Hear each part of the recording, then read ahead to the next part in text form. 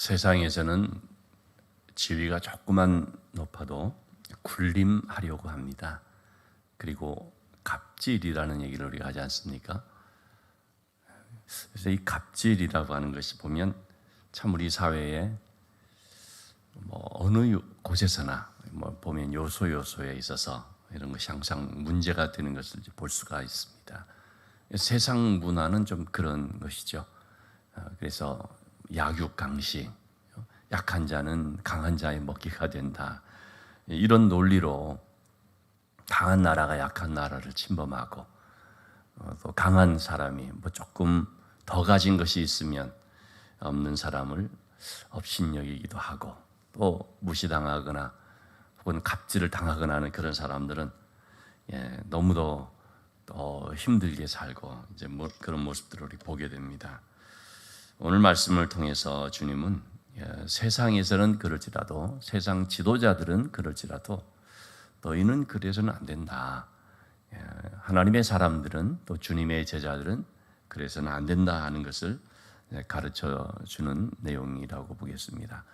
다시 말하면 우리 그리스도인의 삶은 세상 사람들과 가치관이 다르고 삶의 방식이 다르다 하는 것을 말씀하는 것이 되겠습니다. 예수님께서 예루살렘으로 올라가시는데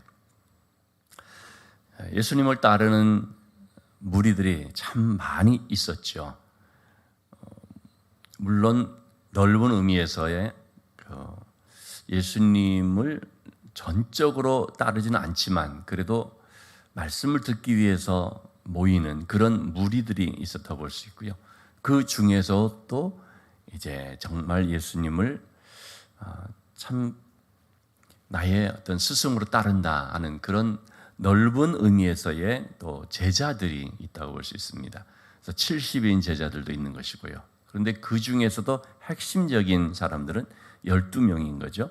그래서 이제 예수님께서 예루살렘으로 올라가시는데 12제자를 따로 데리시고 그러니까 이제 12명만 데리고 올라가게 되는 것이죠.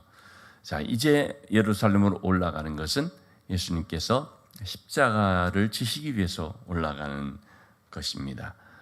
그렇기 때문에 오늘 18절 말씀 12제자들에게 얘기를 하는 말씀이죠. 보라, 우리가 예루살렘으로 올라가는데 인자가 대제사장들과 서기관들에게 넘겨지매 그들이 죽이기로 결의하고. 예수님이 십자가의 고난을 말씀하시는데 이것은 세 번째 말씀하시는 것이 되겠습니다. 이제 마태복음을 놓고 보면 세 번째 말씀하시는 거죠. 첫 번째 말씀한 것은 언제입니까? 마태복음 16장에서 즉 가이사라 빌립보라고 하는 지역에서 예수님이 제자들에게 사람들이 나를 누구라고 하느냐 혹은 너희는 나를 누구라고 하느냐. 그러자 베드로가 주는 그리스도시요 살아계신 하나님의 아들이십니다. 그 말씀을 들었을 때 예수님께서 비로소 그리스도가 어떤 순환을 당하고 죽임을 당하고 제3일에 살아나야 할 것인지를 말씀을 하셨죠. 첫 번째로 이제 말씀을 하셨죠. 그리고 이어서 마태복음 17장에서 예수님이 세 명의 제자들만 따로 데리고 변화산에 올라갔는데 변화산에서 이제 내려오면서 예수님이 또 어떻게 예수님께서 죽음을 당하게 되는지 십자가와 고난에 대한 말씀을 또 하셨습니다. 그리고 세 번째 말씀하신 것이 오늘 본문의 말씀입니다. 여러분, 참 우리가 소위 3세번이라는 표현을 쓰는데요. 3번 정도 말하면 어떻습니까? 좀 알아들을 만한 정도가 됐지 않았을까 생각할 수 있죠. 처음 말했을 때는 당황이 되고 두 번째 말했을 때는 좀 침통하고 그럴 수 있는데 세 번째 이제 말하면 정말 그렇구나, 준비해야겠구나 이런 정도가 돼야 되는데 세 번까지 이렇게 말해도 제자들은 지금 전혀 이 준비가 안 된 모습을 보게 됩니다. 왜 준비가 안 됐는가? 그래서 나중에 예수님께서 또다시 최후의 만찬을 하는 그런 자리에서 또 얘기를 하죠. 오늘 밤 너희들이 다 흩어질 것이다. 그러자 베드로 같은 경우에는 나는 그렇지 않습니다. 나는 죽을지언정 주와 함께 있습니다. 다른 사람들은 다 주를 떠나들지라도 나는 그렇지 않습니다라고 또 호언장담을 하지 않습니까? 그러니까 예수님 뭐라고 했습니까? 베드로야, 오늘 닭 울기 전에 3번 네가 나를 부인하리라. 그렇게까지 얘기를 했었는데요. 하여튼 그렇게 예수님께서 이렇게 계속해서 얘기를 함에도 불구하고 전혀 이 제자들이 준비가 되지 않고 막상 상황이 닥치니까 도망가 버리거나 또는 베드로처럼 부인하거나 하는 경우를 보게 됩니다. 왜 제자들이 이렇게 주님이 말씀하시는 너무나 중요한 이런 말씀 앞에 좀 잘 이거를 깨달으면서 어떤 영적인 무장을 하지를 못했을까? 도대체 제자들이 무슨 생각을 하고 있었길래 이렇게 주님이 그 정말 아주 그 귀한 이 사역을 감당하는 십자가의 이 중요한 그 사건 앞에서 좀 그것을 깊이 생각하지 못하고 인식하지 못했을까? 무슨 생각하고 있었길래 그런 것이겠습니까? 오늘 본문에 그것이 잘 나타나 있다고 봅니다. 어떤 생각입니까? 자리 다툼을 하고 있었던 것입니다. 자, 그래서 오늘 말씀에 20절의 말씀 보시면 그때에 예수님께서 이렇게 십자가에서 죽으실 것이다. 이방인들에게 넘겨져서 그를 조롱하여 채찍질하며 십자가에 못 박게 할 것이나 제3일에 살아나야 하리라. 이렇게 지금 말씀하고 있는데 이제 19절 그렇게 말씀했지 않습니까? 그러니까 20절 그때에 아니 지금 이렇게 십자가에 아주 중요한 죽으심과 부활이라는 말씀을 하고 있는 그때에 누가 찾아왔습니까? 세베대의 어머니가 와서 아들들을 데리고 왔죠. 2 아들이면 세베대의 2 아들 누굽니까? 야고보와 요한입니다. 제자들은 누가 크냐라는 다툼을 벌였었거든요. 예수님께서 지금 예루살렘을 향해서 올라가고 있는 이런 노상에서도 누가 크냐. 왜냐하면 예수님께서 그 많은 제자들 중에서도 12명을 따로 뽑았고 그 12명과 함께 있으면서 그 가운데 또 특별히 3명의 제자들을 데리고 가끔씩 변화산에도 올라가시고 야이로의 집에도 가시고 또는 나중에 이제 예수님 겟세마네 동산에서 기도할 때도 데리고 가죠. 하여튼 12명 중에서도 3명을 또 어떤 좀 핵심적인 사람으로 보고 있는가, 소위 탑3 뭐 이렇게 보고 있는가 하는 어떤 그런 상황 속에서 누가 크냐 하는 이런 가운데 있었지 않습니까? 그런 어떤 분위기 속에서 이번에는 세베대의 2 아들의 어머니 야고보와 요한의 어머니가 이렇게 탁 치고 나왔다고도 볼 수 있겠습니다. 아니 기습적으로 예수님을 찾아와서 청탁을 하듯이 말을 하는 것이죠. 뭐라고 말을 했습니까? 21절의 말씀에 예수님께서 무엇을 원하느냐 묻자 나의 이 2 아들을 주의 나라에서 하나는 주의 우편에 하나는 주의 좌편에 앉게 하옵소서. 잘못하다가는 이렇게 눈치를 보니까 베드로가 지금 가장 선두주자가 아닌가 생각했을지 모르겠습니다. 베드로에게 이게 자리를 뺏기는 건가 어떤 그런 견제 심리가 발동이 됐는지 이번에는 어머니를 앞세워서 이렇게 해야겠다. 그래가지고 이제 어머니를 데리고 왔으니 참 이게 보면은 너무나 참 안타까운 일이죠.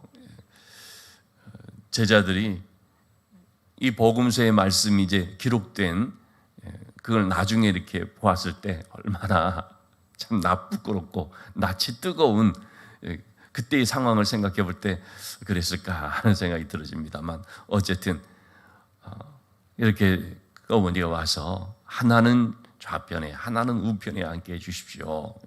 예수님의 왕좌를 차지하게 되는 상황이 되면 좌우편에 각각 우리 2 아들을 앉게 해주십시오. 참 이 자리에 대한 관심 결국 그것은 뭡니까? 자리 다툼이 되어버리지 않습니까? 왜냐하면 자리는 한정되어 있는데 그 자리에 앉기를 원하는 사람들이 참 많이 있다 보니까 결국은 이로 인하여 자리 다툼 혹은 밥그릇 싸움 누가 높으냐 서열 경쟁 이렇게 되어버리는 것이죠. 여기에 대해서 주님 말씀을 하셨습니다. 22절 말씀에 예수께서 대답하여 이르시되 너희는 너희가 구하는 것을 알지 못하는도다. 여러분, 너희가 지금 구하는 것이 이게 뭔지를 알지 못한다는 것이죠. 한마디로 이것은 예수님의 지금 그 자리라는 것, 예수님의 사역이라는 것에 대해서 전혀 모르고 있다는 것입니다. 알고 있으면 이렇게 구할 수가 없는 것입니다. 예수님의 자리가 죽는 자리라고 만약에 이걸 알고 있다면 어떻게 하겠습니까? 안 죽으려고 하죠. 그때는 서로 막 양보하면서 죄를 앞세우죠. 또 죄를 앞세우죠. 저는 좀 뒤로 빠질게요. 뭐 이렇게 되지 않겠습니까? 자기들이 구하는 것을 알지 못한다는 것입니다. 그래서 또 한편으로 보면요, 정말 구해야 될 것을 알지 못한다고도 할 수 있습니다. 진짜로 구해야 될 것, 정말 하나님이 원하시는 것, 그런 것도 알지 못한다라고 할 수 있겠습니다. 그래서 너희가 구하는 것을 알지 못한다. 내가 마시려는 잔을 너희가 마실 수 있느냐? 예수님 마시는 잔이 뭡니까? 고난의 잔이죠. 오죽하면 예수님께서도 겟세마네 동산에서 기도하시면서 주여 이 잔을 내게서 지나가게 하여 주옵소서. 예수님조차도 지나가게 해달라는 것이죠. 왜냐하면 이것이 쓴 잔인 것을 아시기 때문에. 여러분, 우리는 잔이라고 말하면 오늘 대통령 취임식 이렇게 하게 되지 않습니까? 대통령 선거에서 이겼을 때 이긴 쪽의 진영이 어땠을까요? 축배를 들었을 것입니다. 그렇죠?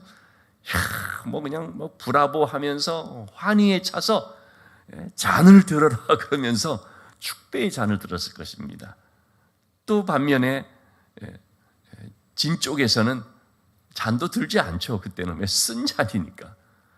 근데 사람들이 보통 잔 그러면 뭘 더 먼저 생각을 하느냐면 이 축배의 잔을 생각을 하는 거죠. 그래서 정말 우리가 참 그동안에 어떻게 고생했는데 이제는 우리의 세상이다.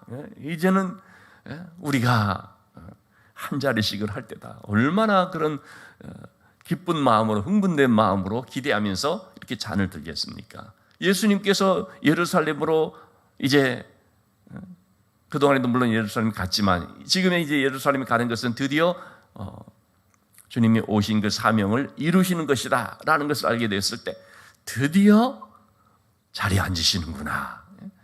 드디어 예수님께서 보좌에 등극하시는 것이 아니겠느냐. 그런 마음이 드니까 어떻습니까? 이 잔이라고 하는 걸 주님 말할 때도 축배의 잔으로 알게 되겠고 승리의 어떤 잔으로서 그렇게 생각할 수가 있는 것이죠. 근데 예수님께서 말씀하시는 건 뭡니까? 이거는 고난에 쓴 잔인 거죠. 그래서 주님께서는 이 잔을 마실 수 있느냐? 그러자 베드로, 야고보, 요한이 뭐라고 합니까? 주여, 그들이 말하되 할 수 있나이다. 할 수 있나이다. 여러분, 할 수 있나이다 말하는 걸 보면은 벌써 우리가 느껴지는 게 뭡니까? 모르고 있구나. 이 잔이 뭔지 모르고 있구나. 우리가 봐도 느껴지지 않습니까? 이 잔이라는 것은 고난의 잔인데 결국은 도망을 가버리고, 물론 요한복음에 보면 예수님의 십자가 지시는 곳에 요한은 있었던 것을 우리가 보긴 합니다만은 어쨌든 잔이 뭔지를 모르는 가운데 할 수 있나이다는 말을 하고 있죠. 예수님 말씀하셨습니다. 이르시되 너희가 과연 내 잔을 마시려니와. 나중에는 마시게 되죠. 결국은 마시게 됩니다. 야고보는 최초의 순교자가 돼서 너무나 일찍 세상을 떠납니다. 그야말로 대표적인 고난의 잔을 마신 사람이라고 할 수 있습니다. 순교를 했으니까. 그럼 요한은 어떻습니까? 야고보는, 형제인 야고보는 가장 짧게 살다가 갔고 가장 먼저 이 순교의 잔을 마신 셈이 됐는데, 요한은 90세가 넘도록 아주 오랫동안 이제 있었는데, 그럼 요한은 편히 살다 간 겁니까? 그렇지가 않죠. 가장 오랫동안 쓴 잔을 마신 사람이 됐습니다.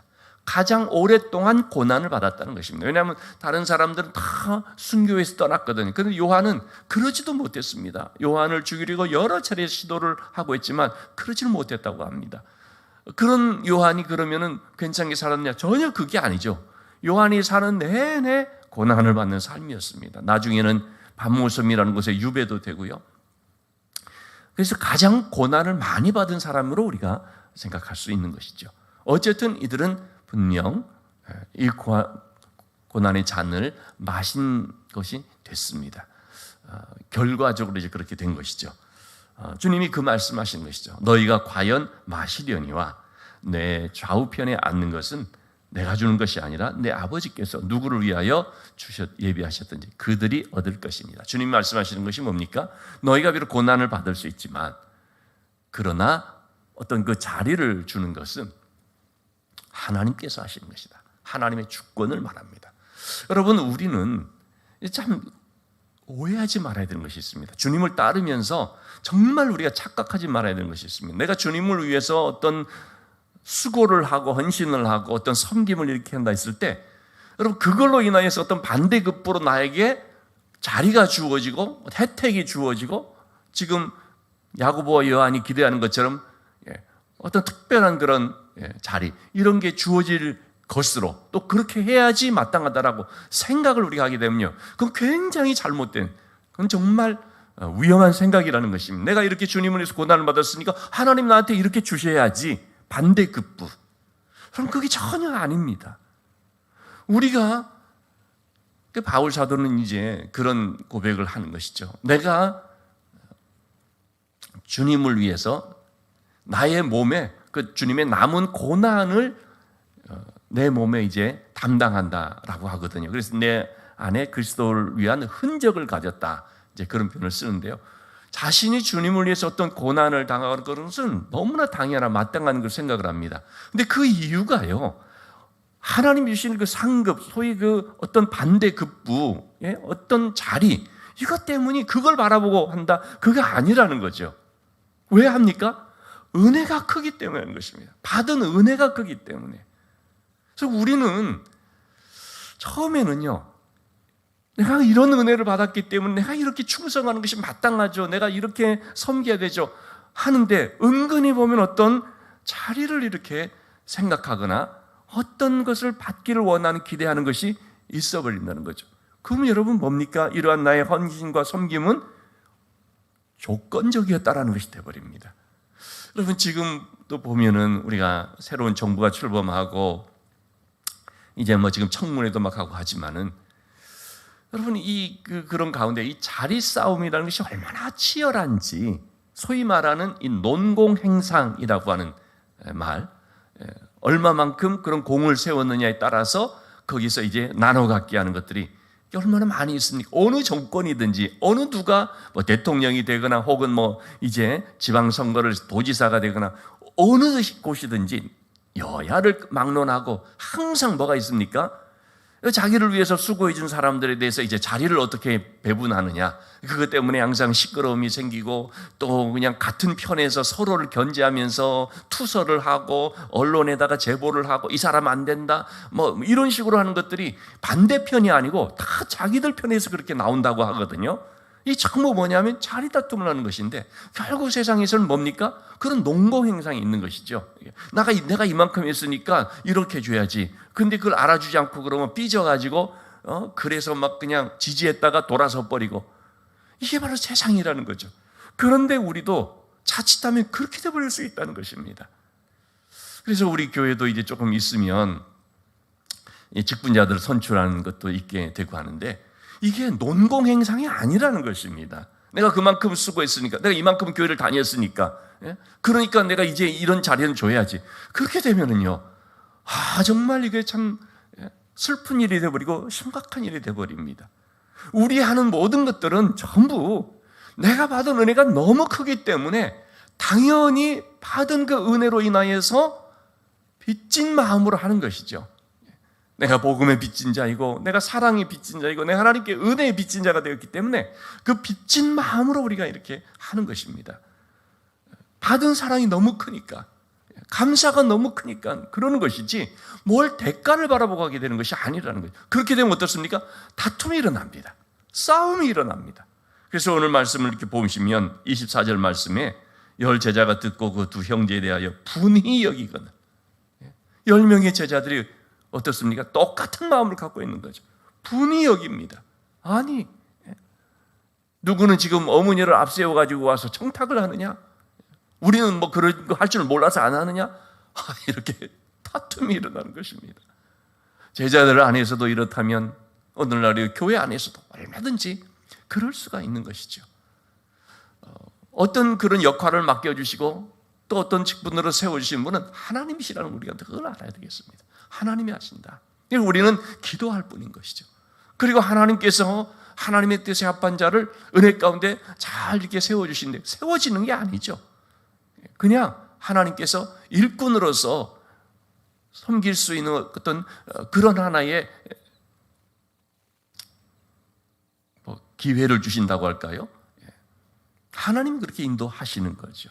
그런 점에 있어서 기도 많이 해야 한다는 것이죠. 자, 예수님께서 제자들에게 이제 가르쳐 주시는 것이 그렇습니다. 25절 말씀입니다. 제자들을 불러다가 말씀하십니다. 이방인의 집권자들은 이렇게 한다. 누구를 주관하고 군림하고 섬김을 받고 높임을 받고, 이거는 뭐예요? 이방인의 집권자들. 이방인이라는 건 뭡니까? 하나님 없는 자들. 이방인의 집권자들이라는 것은 기도를 할 줄 몰라서 이방인의 기도는 이렇다고 할 때 그 이방인들, 하나님 없는 자들입니다. 예수 그리스도 밖에 있는 자들입니다. 그런 자들은 이렇게 한다는 것입니다. 자리 다툼을 하고 조그만 높은 자리에 있으면은 그냥 갑질을 하고 군림을 하려고 하고 높임을 받으려고 하고 임의로 주관하는 것을 너희가 알거니와 권세를 부리는 줄을 알거니와. 26절 말씀입니다. 너희 중에는 그렇지 않아야 하나니. 너희 중에는 그렇지 않아야 하나니. 너희 중에 누구니 크고자 하는 자는 너희를 섬기는 자가 되고. 참으로 주님께서 안타까운 마음으로 제자들에게 가르쳐 주시는 아주 귀한 교훈이라고 생각이 됩니다. 이것은 오늘날에도 우리가 마찬가지입니다. 얼마나 참 이런 슬픈 일들을 우리가 많이 당하는지. 교회 안에서 목사님들이 모였다, 목사님 장로님들이 모였다는 노회 안에서 계속해서 이런 다툼. 이번에 우리 노회, 저는 노회를 잘 참석을 안 합니다만 우리 노회를 이렇게 얼마 전에 했는데요, 다시 하게 생겼습니다. 최초로 이런 일이 없는데 노회를 이번 5월 말에 다시 한답니다. 참 너무나 왜 그런가? 다툼이 벌어져서 어느 세력과 어느 세력이 정말 참 말하기도 부끄러운 이런 일들이. 그래서 저는 참 그런 게 너무너무 싫습니다. 이 사람들이 교회 지도자들이 맞는가? 참 제가 그런 얘기를 하면 또 은혜가 안 되니까요. 근데 어쨌든 여러분, 너희 중에는 그렇지 않아야 하나니. 이 말은 오늘도 우리에게 너무나 깊은 울림이 되는 말인 줄로 믿습니다. 우리도 모르는 사이에 자꾸 이런 쪽으로 가기가 쉽거든요. 뭐 이거는 저 자신에게도 마찬가지입니다. 비판을 하면서 정작 자신이 그런 상황이 되면 그런 쪽으로 자꾸 그런 걸 의식하고 서열이 어떻게 되는가 이렇게. 너희 중에는 그렇지 않아야 하나니. 너희는 크고자 하는 자는 너희를 섬기는 자가 되고. 27절 말씀, 너희 중에 누구든지 으뜸이 되고자 하는 너희의 종이 되어야 하리라. 우리가 오늘도 이 말씀을 깊이 새길 수 있으면 좋겠습니다. 으뜸이 되고자 하는 너희의 종이 되어야 하리라. 결론의 말씀입니다. 28절 말씀, 인자가 온 것은 섬김을 받으려 함이 아니라 섬기려 하고 자기 목숨을 많은 사람의 대속물로 주려 함이니라. 예수님이 이 땅에 오신 목적이 무엇인지를 분명히 말해주고 있습니다. 무엇 때문에 오셨습니까? 섬김을 받으려 함이 아니라 섬기려 하고. 정말 우리가 힘써야 될 것, 우리가 간절한 기도 제목이 이것이라고 생각합니다. 섬기는 것. 어떻게 더 섬길 것인가? 어떻게 이 나라를 섬기고 이 지역사회를 섬기고 정말 힘들고 어려운 편에 있는 사람들을 섬기고 한 영혼을 우리가 섬길 수 있을 것인가? 우리가 섬기는 자로 있다는 사실, 특히 교회 안에서 우리가 서로를 섬길 줄 아는 섬김의 대상으로 여기면서, 그래서 주님처럼 섬김의 종으로 사는 우리 모두가 되어야겠습니다. 주님은 대속물로 오셨습니다. 우리를 위해 십자가에서 대속제물이 되기 위해서 오신 것이죠. 이와 같은 주님의 마음, 주님의 믿음, 주님의 이 가치관. 그래서 우리는 작은 예수로서, 정말 주님의 제자로서, 하나님의 사람으로서 말만 우리가 그런 것이 아니라 신앙이, 가치관이 그렇게 될 때에 우리의 삶을 통해서 주님의 향기가 나타나고 주님의 빛이 드러나게 되는 줄로 믿습니다.